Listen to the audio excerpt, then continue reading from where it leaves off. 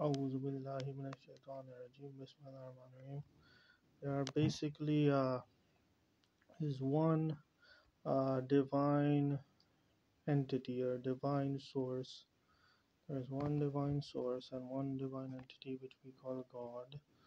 And from this divine entity, it created the material world and the spiritual worlds out of nothing.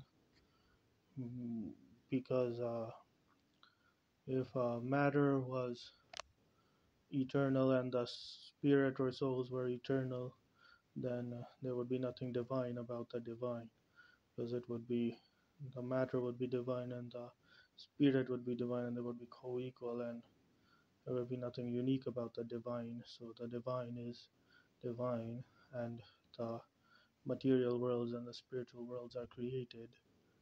Yes, and then the spirit, the Ru, is created, and the spirit is created, and basically the when the body forms, the spirit comes from within the body like a emergent property, basically. And the spirit, it has like basically two natures, like a lower self and a higher self, basically. Like Freud, he said that we have an unconscious mind and a subconscious mind and a conscious mind, and that unconsciously we have an id that is making us do evil things, and then the ego, which is the us who decides which one we want to follow, and the super ego, which tells us the right thing to do. So we have our right and wrong. We have the forces of good and the forces of evil within us, as the Quran or somewhere in Islam it says that we have an angel on our right shoulder and a devil on our left shoulder, that one tells us to go good and one tells us to do evil. Well, Freud, he said the same thing with the id and the superego and the ego. Just like we have simple consciousness and we have human consciousness and we have a cosmic consciousness, as mentioned in the book Cosmic Consciousness. And so we also have the Nafse Amara, Nafse Lawama, and Nafse Mutmaina. These are three types of states man has. So we have an evil, we have the part in the middle that can choose between right and wrong. The free will, we have it, and we could choose between good and evil. These are internal forces within man, and they could be external too. We also have an aura that protects us from evil forces, and the weaker our aura is, the more open it is for attacks from negative energies, and it could affect the inside and outside of human. Basically, there are these forces, the good and the evil, just like the id and the superego, these angel and demon. There are these two forces within man, and man is in a struggle to choose which one to follow. And then likewise, the God, everyone has a connection with God, but the and with the divine. But the divine, it has a connection with everyone. But like certain people who are sinful, their sinful ways may cloud the heart.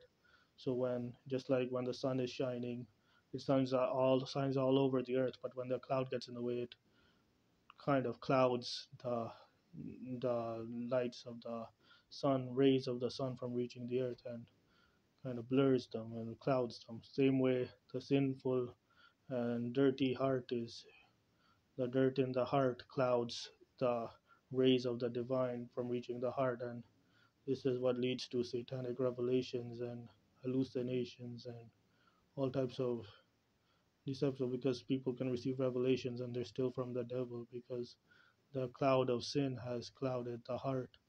And that's what leads to all these false ideologies, and which confuses people from the true path and the wrong path.